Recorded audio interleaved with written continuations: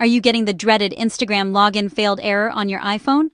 Don't worry, I've been there, and I'm here to walk you through some quick and easy fixes, so you'll be scrolling in no time. First things first, double check your internet connection. I know it sounds obvious, but switching between Wi-Fi and cellular data can work wonders. Next, make sure your username and password are 100% correct. One tiny typo can ruin your day. Still stuck? Check if Instagram's down for everyone using Down Detector. Sometimes it's not you, it's them.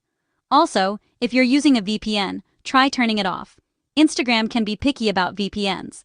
And don't forget the oldest trick in the book, restart your iPhone to clear out any temporary bugs.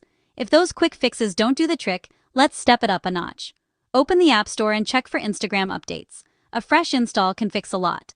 Or head to Settings, tap General, then iPhone Storage, find Instagram, and offload the app. This clears up the cache but keeps your data safe. Just reinstall when you're done. Another pro move? Reset your network settings by going to Settings, General, Transfer or Reset iPhone, then Reset, and choose Reset Network Settings. Heads up, you'll have to re-enter your Wi-Fi passwords.